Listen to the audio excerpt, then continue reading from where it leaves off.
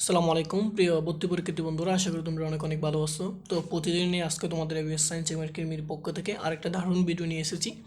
আজকের ভিডিওটা হচ্ছে মূলত তোমাদের পদার্থবিজ্ঞান দ্বিতীয় পত্রের পরমাণুর মডেল ও নিউক্লিয়ার পদার্থবিজ্ঞান। ঠিক আছে, বলতে গেলে এই অধ্যায়টা অনেক বেশি ইম্পর্টেন্ট, কারণ এই অধ্যায় থেকে তোমাদের ম্যাথমেটিক্যাল টপিক থেকে প্রশ্ন আছে, কিন্তু ম্যাথমেটিক্যাল টপিকগুলো হচ্ছে একদম ছোটো ছোটো। ঠিক আছে, যদি তুমি একটু দেখে নাও, একটু দেখে যাও, তাহলে এখান থেকে তুমি ইজিলি এমসিকিউ সলভ করে আসতে পারবে। ঠিক আছে, শুধু এমসিকিউ না, যেগুলো গাণিতিক সমস্যা তুমি সলভ করে আসতে পারবে। ঠিক আছে, তো আজকে হচ্ছে মূলত তোমাদের এখানে সেই টপিকগুলো নিয়েছি, অনেক ইম্পর্টেন্ট, প্রায় 8টার মতো, যেখানে হচ্ছে তোমার এই অধ্যায়ের যতগুলো ছোটো ছোটো ম্যাথমেটিক্যাল টপিক আছে সবগুলো কভার হয়ে যাবে। ঠিক আছে, যদি এই ভিডিওটা পুরো দেখা যাও, তাহলে আশা করি তোমার পরমাণু মডেল এবং নিউক্লিয়ার পদার্থবিজ্ঞান নিয়ে যে কোনো ভর্তি পরীক্ষা হোক, তোমার সেক্ষেত্রে কি কোনো ধরনের প্রবলেম সৃষ্টি হবে না। ঠিক আছে, ওকে। তো হচ্ছে শুরু করার আগে যারা এখন পেজটি বলতে নেই, পেজটি বল দিয়ে পাশে থাকবা, আর ভিডিওটি ভালো লাগলে বন্ধুর কাছে শেয়ার করে দিও, আর একটা লাইক দিবা। আর যেটা ইউটিউব থেকে দেখতেছো, ইউটিউব চ্যানেল থেকে সাবস্ক্রাইব করে পাশে থাকবা। ঠিক আছে, তো চলো শুরু করা যাক। আর এই ধরনের কোন ভিডিও তোমরা পরবর্তীতে চাও, সেটা তোমার কমেন্ট বক্সে জানিয়ে দাও। ইনশাআল্লাহ তোমাদের এরকম ভিডিও নিয়ে আসা হবে। ঠিক আছে, ওকে। তো চলো শুরু করা যাক। বলতেছে কি, পরমাণু মডেল এবং নিউক্লিয়ার পদার্থবিজ্ঞানের 1 নম্বর টপিকটা কি বলতেছে হাইড্রোজেন পরমাণুর প্রথম বোর কক্ষের শক্তি যদি -30.6 ইলেকট্রন ভোল্ট হয়, তাহলে তোমার দ্বিতীয় কক্ষের শক্তি কত, সেটা আমাকে জিজ্ঞেস করছে। একদম ইজি। ঠিক আছে, দেখো, এটা হচ্ছে কি, প্রথম কক্ষের আমাকে শক্তি দেওয়া আছে, তাহলে দ্বিতীয় কক্ষের শক্তিটা আমরা সবাই মুখস্থ জানি, -3.4। ঠিক আছে, ওকে। কিন্তু মুখস্থ না রাখ, যদি তোমাকে এখানে বলতো, তাহলে প্রথম ভোট দিচ্ছে, এখানে বলতে হতো পঞ্চম কক্ষের শক্তি কত হতো, তাহলে কি আমরা কি সমস্যা পড়তাম না? ওকে, আমরা এইসব কিছু মুখস্থ করার দরকার, যে আমরা কি সূত্র মাধ্যমে করবো। ঠিক আছে, শর্টকাটের মাধ্যমে। তাহলে এক্ষেত্রে শর্টকাট কি, শর্টকাট সূত্রটা হচ্ছে তোমার কি, EN অর্থাৎ এনতম কক্ষের শক্তি ইকুয়াল টু হচ্ছে 1/n² ইন্টু হচ্ছে তোমার প্রথম কক্ষপথের শক্তি। মানে তুমি প্রথম কক্ষপথের শক্তি মনে রাখবা, তোমার অন্য কোনো কক্ষপথের শক্তি মনে রাখার দরকার নেই, শুধু একটা মনে রাখলে হবে। তারপর তুমি এখানে তারপরে দেখো তোমাকে অলরেডি প্রথম কক্ষের শক্তিটা তোমাকে দেওয়া আছে। ওকে, তাহলে দেখো এখানে জাস্ট তুমি এন এর ভ্যালুটা বসিয়ে দেবে। দেখো 1/n মানে কততম কক্ষ, দ্বিতীয় কক্ষ, তাহলে দ্বিতীয় কক্ষ মানে কত হবে, 2 হবে, তার মানে 2²। যদি আমাকে বলতো তৃতীয় কক্ষ, তাহলে আমাকে কত হতো, তৃতীয় হতো, 3 হতো। যদি দশম কক্ষ হতো, তাহলে 10 হতো, তাই না? ওকে, তাহলে ইন্টু হচ্ছে তোমার ইউএন এর ভ্যালু। ইউএন এর ভ্যালু মুখস্থ রেখে বলা, কারণ অনেক সময় দেয় না, সেটা হচ্ছে তোমাকে -30.6 ইলেকট্রন ভোল্ট। আর অলরেডি দেখো এখানে দেওয়া আছে, তাহলে মুখস্থ কোনো প্রয়োজন নেই। ঠিক আছে, ওকে। তারপর আমরা মুখস্থ করে নিব, কারণ অনেক সময় না দেওয়া থাকে না। তার মানে কত, -30.6 ইলেকট্রন ভোল্ট, তাই না? ওকে, এখন তো তাহলে এখান থেকে কাউন্ট করলে কি হয়, তাহলে হবে তোমার কি 1/2 × 4 1/4 ইন্টু হচ্ছে তোমার কি -30.6। আর 30 ক্যালকুলেট করে, তাহলে তাহলে 4 দ্বারা ভাগ করলে কত, 4×3=12, তার মানে 7×16 4 ভাগ হলে বেশি হয়ে যাচ্ছে, তার মানে 3 বার নিতে হবে, তার মানে 3 পয়েন্ট সামথিং আমার এসে আসবে। আর এটা আমরা সব মুখস্থ, এটা তোমার কি -3.4 ইলেকট্রন ভোল্ট। আশা করি বুঝেছো। ঠিক আছে, ওকে।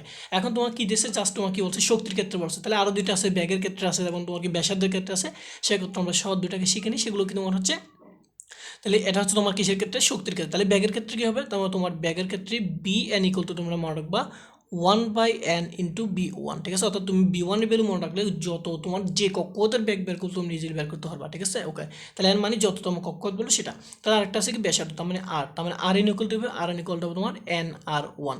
তার মানে RN এর ভ্যালু কী হবে, তুমি জাস্ট R1 এর ভ্যালুটা মনে রাখবা, তুমি সেই বাকি সবগুলোই পারবা। ঠিক আছে, জাস্ট N এর জায়গায় কততম কক্ষ বলছে সেটা বসিয়ে দিলে কাজ শেষ। ঠিক আছে, এটা কিন্তু অনেক ইম্পর্টেন্ট, 7 দিয়ে রাখতে পারো, এটা কিন্তু কোনো না কোনো একটা চলে আসতে পারে। ওকে, এরপর আসে 2 নম্বর টপিক। 2 নম্বর টপিক কী বলতেছে, 2 নম্বরে বলতেছে 2 ঘন্টা পরে কোনো তেজস্ক্রিয় মৌলের 1/16 অংশ অবশিষ্ট থাকে, মৌলটির T½ বা অর্ধজীবন কত বা অর্ধকাল কত, আমাকে সেটা জিজ্ঞেস করছে, তাই না? ওকে, তাহলে 2 ঘন্টা পরে কোনো তেজস্ক্রিয় মৌলের অবশিষ্ট থাকতেছে কতটুকু, 1/16 অংশ অবশিষ্ট থাকছে, আমাকে বলছে মৌলটির অর্ধজীবন কত, সেটা ঠিক আছে। যদি তোমাকে সময় দেওয়া থাকে এবং কতটুকু অবশিষ্ট সেটা দেওয়া থাকে, সেক্ষেত্রে তুমি একটা সূত্র মুখস্থ রাখবা। সূত্রটা হচ্ছে তোমার কি, অর্ধজীবন ইকুয়াল টু, অর্থাৎ T½ ইকুয়াল টু হবে তোমার T/n। বুঝছো? এন মানে কত শতাংশ বলছে তোমাকে, সেটা বলছে। ওকে, আচ্ছা, এন মানে কত সেটা বলছে, তাই না? ওকে, তাহলে এখন জাস্ট করো, তাহলে টির ভ্যালু কত, টির ভ্যালু হচ্ছে তোমার 2 ঘন্টা, কত ঘন্টা পাবে, 2 ঘন্টা। ওকে, তাহলে এন এর ভ্যালু কত, এন এর ভ্যালু কত আমরা সবাই জানি, কত শতাংশটা মানে কি 1/16 ইকুয়াল টু হচ্ছে তোমার 1/2 তাই না? তাহলে এখান থেকে মনে রাখবো 1/2 এটা মানে হচ্ছে এই অংশটা, মানে এখান থেকে এন এর ভ্যালু আমি পাচ্ছি কত, 4, তাই না? ওকে, যদি 32 দিত তাহলে সেক্ষেত্রে 5 হতো, 64 দিলে সেক্ষেত্রে কত, 5 হতো, তাই না? ওকে, তাহলে আমার এখানে এন এর ভ্যালু কত পাইছে, 4 পাইছে। তার মানে এর ভ্যালু আমরা কত, জাস্ট 4 বসিয়ে দিব, আবার জাস্ট আমরা ডিভাইড করবো 2 কে 4 দ্বারা ভাগ করে, তাহলে আসছে হাফ, না মানে হচ্ছে 0.5। 5, ঠিক আছে।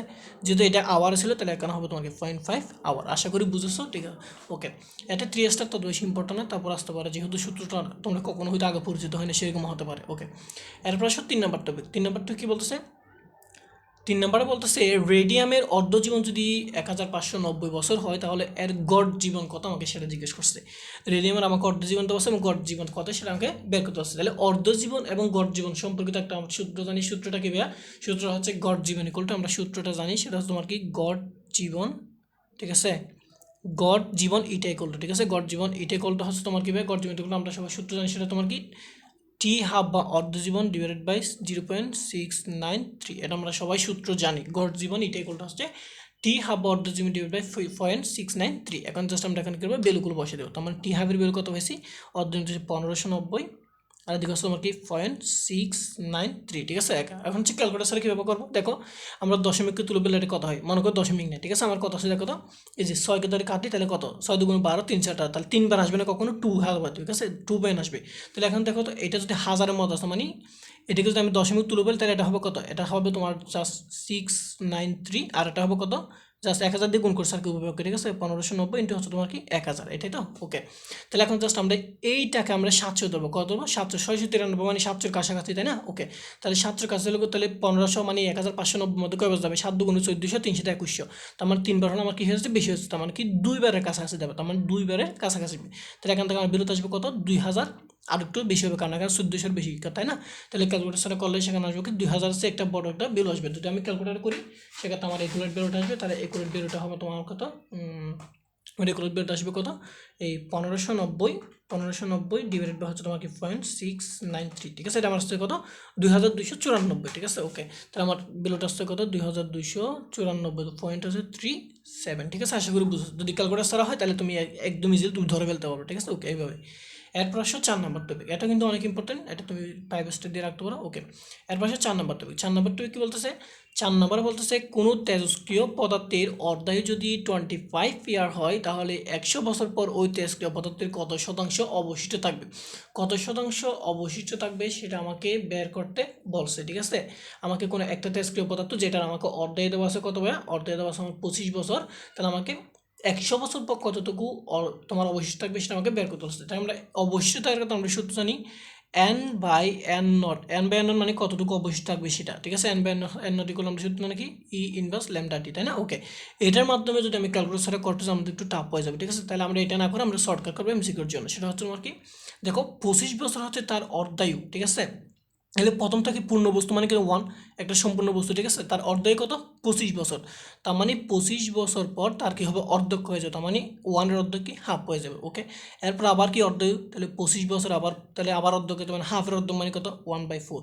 এরপর আবার ঠিক অর্ধায়ু, তার মানে কত? আবার 25 বছর, তার মানে কত? আবার অর্ধেক হয়ে যাবে, 1/4-এর অর্ধেক দিয়ে 1/8, ঠিক আছে। এরপর আবার তোমার কি অর্ধায়ু? তাহলে 25 ইয়ার, তাহলে আবার কি হবে? 1.8-এর অর্ধেক হয়ে যাবে, তার মানে 1/5-এর অর্ধেক তোমার কি 1/60 হয়ে যাবে। এখন দেখো আমাকে বলছে কত বছর? 100 বছর। তাকে দেখো 25 বছর, 25 বছর 50, তাহলে এই 25 75, এই 25 100 বছর, তার মানে আমার 100 বছর পর আমার অবশ্যই থাকবে 1/16 অংশ। আশা করি বুঝছে একদমই। যদি আমাকে বলতো 125 বছর তাহলে হয়তো আবার 2500, তাহলে এখান থেকে 1/6 যদি ডিভাইড হয়ে আবার কত 1/32 হয়ে যেত, মানে আমার তখন থাকতো 1/32 অংশ, ঠিক আছে। এটা হচ্ছে আমার কিসের? তোমার অর্ধজীবন, ঠিক আছে। যদি 125 বছর বলতো, যেহেতু আমাকে বলছো 100 বছর, তাহলে 100 বছরের ক্ষেত্রে 1/60 অংশ। যদি আমাকে বলতো অনলি 50 বছর তাহলে হয়তো কি 25 পর্যন্ত মানে 1/4 অংশ অবশিষ্ট থাকতো। আশা করি বুঝেছো, ঠিক আছে। ওকে, এরপর আসে 5 নম্বর টপিক। 5 নাম্বার কি বলতেছে? দেখো এগুলো কিন্তু একদম ছোটো ছোটো এবং এমসিকিউর জন্য অনেক অনেক অনেক বেশি ইম্পর্টেন্ট সবগুলো টপিক, ঠিক আছে। 7 স্টার এই কিন্তু সবগুলো এমসিকিউ টপিক স্টার 7 স্টার দিয়ে রাখতে পারে, কারণ অনেক অনেক ইম্পর্টেন্ট। ছোটো ম্যাথ ইজিলি করা যায়। এখন দেখো রেডিয়ান অর দিতে পারছে 6.93 × 10^3 ডে ইনভার্স 1 হলে তাহলে আমাকে বল ল্যামডা অর্থাৎ বা ক্ষয় ধ্রুবক। ল্যামডা মানে কি? ল্যামডা হচ্ছে ক্ষয় ধ্রুবক, তাই না?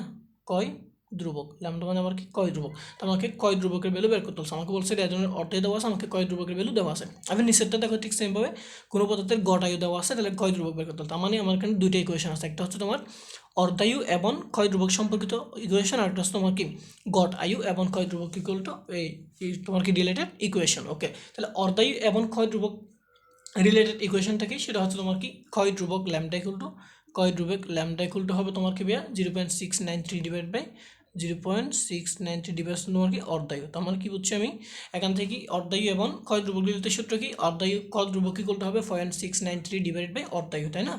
অর্ধায়ু এখন জাস্ট আমরা ভ্যালুগুলো বসাবো, তাহলে কি 0.693 ডিভাইড বা হচ্ছে তোমার কত, এদিকে আসতেছে কত 6.93 ইন্টু 10^3। ওকে ওকে, তাহলে এখন দেখো এখানে 6.9, তাহলে আমি উপরে কি দেবো 10 দিয়ে গুণ করে দেবো, তাহলে নিচে আমি কি 10 দিয়ে গুণ করবো ক্যালকুলেটার ছাড়া করার জন্য ইজিলি।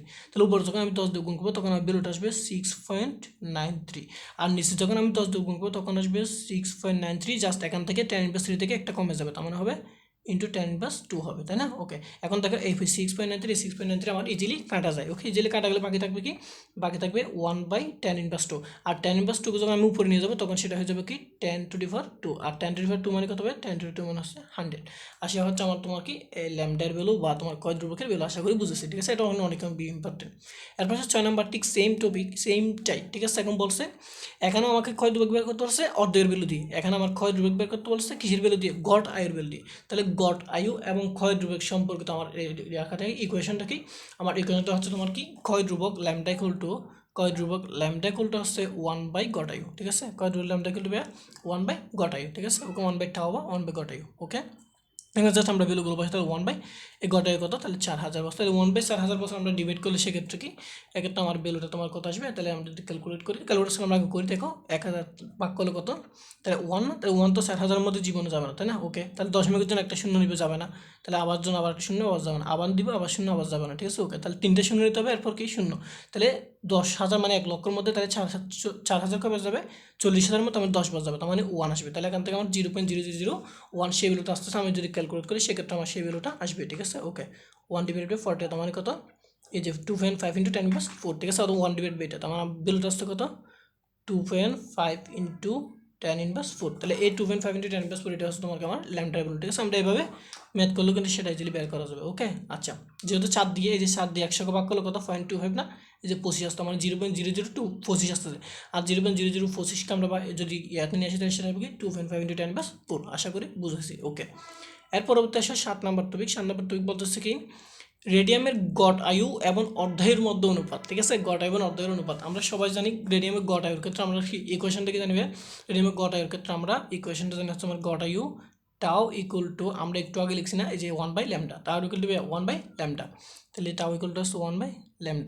এবার একটা হচ্ছে তোমার কি অর্ধায়ুর অনুপাত, তাহলে অর্ধের ক্ষেত্রে সূত্র কি, অর্ধের ক্ষেত্রে সূত্র হচ্ছে 0.693 ডিভাইড বাই ল্যামডা, অলরেডি আমরা আগে সূত্র লিখছি, তাই না? ল্যামডা করতে হাফ ইকুয়াল টু হবে 0.693 বাই ল্যামডা। এখন আমরা এই দুইটার অনুপাত, তার মানে এই গটায়ু ডিভাইড বাই তোমার অর্ধায়ুর অনুপাত সেটা বের করতে, মানে হচ্ছে 1/λ, আর এটা ভাগ ছিল উল্টা গেলে, তাহলে ল্যামডা যাবে উপরে আর 0.693 আসবে নিচে, এই ল্যামডা কাটা, তার মানে ভ্যালুটা হচ্ছে কত 1/0.693, আর 1/0.693 মানে হচ্ছে কি 1.44, ঠিক আছে? ওকে, যেহেতু 1 থেকে কম দ্বারা ভাগ করছি তার মানে কি 1.5 এর কাছাকাছি, তাহলে এটা তার 5 না, তার মানে 5 এর সাথে একটু বেশি, তার মানে এখান থেকে একটু কম হবে, তখন হবে 1.44 আমার ভ্যালুটা আসবে, ঠিক আছে? ওকে, এরপর 7 নাম্বার একদম লাস্ট টপিক, সেটা বলতেছে কি এটা কিন্তু অনেক বেশি ইন্টারেস্টিং এবং অনেক বেশি ইম্পর্টেন্টও। ওকে, দেখো এখন বলছে 11 তোমার কি পারমাণবিক বর্ধব আছে এবং পারমাণবিক সংখ্যা আছে 5, বি একটা বি দিছে। ওকে, বলতে গেলে কি হাইড্রোজেন হিলিয়াম বেরিলিয়াম বোরন, ঠিক আছে? বোরন দিছে। ওকে, এরপর যে হিলিয়াম তাহলে 2 4, হিলিয়াম 2 4, অর্থাৎ পারমাণবিক সংখ্যা 2 এবং ভর সংখ্যা 4 দেওয়া আছে। সেখান থেকে নাইট্রোজেন পাইছি, এই বিক্রিয়ার মধ্যে আমি কি পেয়েছি নাইট্রোজেন পাইছি 714। ওকে, প্লাস একটা ওয়াই আমাকে বের হয়েছে, ঠিক আছে? ওকে, তাহলে আমি বোরন এবং হিলিয়ামের তোমার কি বিক্রিয়া থেকে আমরা নাইট্রোজেন প্লাস অন্য একটা জিনিস পেয়েছি। এখন বলছে এই জিনিসটা কি, ওয়াই জিনিসটা কি, ওইটা কি? এখন দেখো ওয়াইটা কি আমরা বের করবো। দেখো এখানে পারমাণবিক সংখ্যা তোটা এই পাশে, যেহেতু এই পাশে কি হবে সমান হবে, ইকুয়াল হবে। দেখো তাহলে এখানে ভর সংখ্যা 11, এখানে 4, তাহলে 15, এখানে আছে কত 14, তার মানে একটা ভর সংখ্যা বাকি আছে, তার মানে এখন দেখো তোমার কিছু ব্যালেন্স হয়ে গেছে, তার মানে 14 আর 1 15, এখানে 11 4 15। ওকে, এখানে দেখো পারমাণবিক সংখ্যা তাহলে 5 over 2 মানে কত 7, আর এখানে অলরেডি 7 আছে, তার মানে ব্যালেন্স হয়ে গেছে, তার মানে এখানে কি বসাবো 0 বসাবো। এখন মনে রাখবা যদি 1 ভর সংখ্যা এবং 0 হচ্ছে পারমাণবিক সংখ্যা হয়, তাহলে সেই জিনিসটা হবে তোমার কি ভাইয়া, সেটা হবে তোমার নিউট্রন। মনে থাকবে কি সেটা তোমার কি হবে, সেটা হবে নিউট্রন। তার মানে নিউট্রন কি, নিউট্রন কখন হয়, নিউট্রন হবে যখন তোমার 1 পারমাণবিক ভর এবং 0 থাকবে, তখন এটা হবে তোমার নিউট্রন। যদি এই আকারের সাথে তাহলে কি নিউট্রন, তাহলে এখানে আমার সেটা হবে তোমাকে ডি নিউট্রন। তাহলে এবার আমরা প্রোটনগুলো দেখি, তার বাকিগুলো দেখি ইলেকট্রন প্রোটনগুলো, ঠিক আছে? ওকে, তাহলে ক্ষেত্রে প্রোটন মানে কি হবে দেখো তাহলে প্রোটন মানে হচ্ছে তোমার প্রোটনের ক্ষেত্রে তোমার 1 1 হবে, দুইটা কি হবে 1 1 1, অর্থাৎ ভর সংখ্যার ক্ষেত্রে 1 থাকবে, এখানে থাকবে 1 থাকবে, এটা হবে তোমার কি প্রোটন হবে। তাহলে প্রোটনের ক্ষেত্রে কি 1 1 পি। তাহলে তুমি যদি এখানে এখানে যদি আমি 1 পেতাম, তাহলে আমার শেড ভ্যালু হয়তো অ্যান্সারটা হতো কি প্রোটন অ্যান্সার হতো। তাহলে ইলেকট্রন কখন হবে, মনে রাখবা ইলেকট্রনের ক্ষেত্রে হচ্ছে পারমাণবিক ভর শূন্য হয়, ঠিক আছে। তো শূন্য থেকে অনেক কম, তার মানে 0.0005 এরকম একটা ভ্যালু আসে, তার মানে শূন্য দ্বারা হয়, ঠিক আছে। তাহলে ইলেকট্রনের ক্ষেত্রে হবে যখন তোমার পারমাণবিক ভর 0 হবে এবং নিচে তোমার 1 থাকবে, তখন সেটা হবে তোমার কি ইলেকট্রন। আশা করি বুঝতেছি, ঠিক আছে। যদি আমি এখানে 0 এবং 1 পেতাম, তখন অ্যান্সারটা হবে কি ইলেকট্রন হতো। আর যদি আমি এখানে কি পেতাম 1 1 পেতাম, তো আমার প্রোটন হতো। আর যখন 1 0 পাইছি, তখন আমার সেটা হবে তোমার কি নিউট্রন। আর পজিট্রন মানে কি, আমরা সবাই জানি পজিট্রন হচ্ছে ইলেকট্রনের বিপরীত, ঠিক আছে। ইলেকট্রনের বিপরীতকে আমরা কি বলি, পজিট্রন বলি। আশা করি বুঝেছো। এই হচ্ছে তোমাদের মূলত এই পরমাণু মডেল এবং নিউক্লিয়ার পদার্থবিজ্ঞান থেকে তোমাদের এই টপিকগুলো, যদি যদি তোমরা এই কয়েকটা টপিক যদি ভালো করে দেখা যাও, শুধু গুচ্ছের জন্য না ভাই, যে কোনো এডমিশন, যে কোনো ভর্তি পরীক্ষার ক্ষেত্রে, এমনকি তোমাদের একাডেমিক মানে যারা একাডেমিক দিবে সেক্ষেত্রের জন্য অনেক বেশি ইম্পর্টেন্ট, কারণ এগুলো এমসিকিউর জন্য অনেক অনেক ইম্পর্টেন্ট। ছোটো ছোটো ম্যাথ ইজিলি সলভ করা যায়, ঠিক আছে। তো ঠিক আছে ভাই, আজকে ভিডিও হচ্ছে এটুকুই। ভালো থাকো। যারা ভিডিওটি ভালো লাগে তাহলে বন্ধুর কাছে ভিডিওটি শেয়ার করে দিও। আর এরকম আর কোন ধরনের ভিডিও তোমরা চাও সেটা কমেন্ট বক্সে ভাইয়াকে জানিয়ে দাও। তো ভালো থেকো, খুদা হাফেজ, আসসালামু আলাইকুম।